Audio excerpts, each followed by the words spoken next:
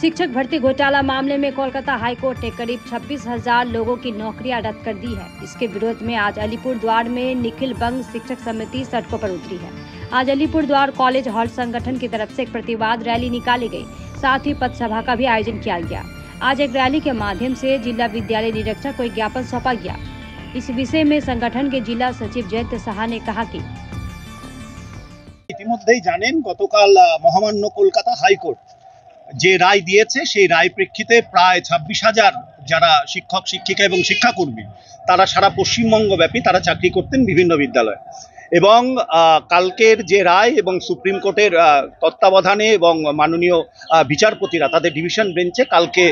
সমস্ত 2016 সালের প্যানেলকে অবৈধ বলে ঘোষণা করেছে। আমরা নিখিলবঙ্গ শিক্ষক সমিতি এবিটিএ মনে করে এই যে যাদের চাকরি গেল তার সমস্ত দায় মাননীয় মুখ্যমন্ত্রী মমতা ব্যানার্জিকে নিতে হবে এবং তার পাশাপাশি সমস্ত চাকরি চুরির দায় মমতা ব্যানার্জিকে নিয়ে তাকে মন্ত্রিসভা থেকে পদত্যাগ করতে হবে এবং সিবিআই এবং ইডি যারা আছেন তাদেরকে মমতা ব্যানার্জিকে গ্রেপ্তার করতে হবে এবং গ্রেপ্তার করে সারা পশ্চিমবঙ্গের যে 22টি জেলা রয়েছে সেই 22টি জেলায় যে সকল তৃণমূলের এজেন্টরা আছে যারা টাকা তুলেছেন সাধারণ পরীক্ষার্থীদের থেকে তাদের তালিকা নির্ণয় করে তাদেরকে গ্রেপ্তার করতে হবে। এর পাশাপাশি আরেকটা কথা,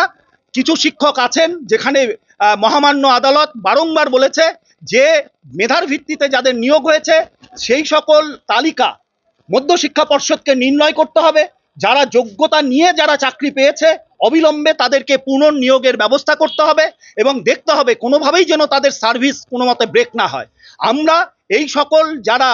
মেধাযুক্ত পরীক্ষার্থীরা যারা ছিলেন, যারা স্বচ্ছতার সাথে যে সকল শিক্ষকেরা নিয়োগ হয়েছেন আমরা তাদের পাশে আছি এবং তাদের সকল রকমের আইনি সহযোগিতা দেওয়ার জন্য এবিটিএ নিখিলবঙ্গ শিক্ষক সমিতি আলিপুরদুয়ার জেলা শাখা এবং আমাদের এবিটিএ রাজ্য কমিটি আমরা সেই সকল শিক্ষকদের পাশে আছি যারা যোগ্যতার ভিত্তিতে যাদের নিয়োগ হয়েছিল এবং অবৈধভাবে যাদের নিয়োগ হয়েছিল তাদের তালিকা অবিলম্বে নির্ণয় করতে হবে এবং তাদেরকে যারা অবৈধভাবে নিয়োগ হয়েছে তাদেরকে গ্রেপ্তারের ব্যবস্থা অবিলম্বে করতে হবে এবং তার সাথে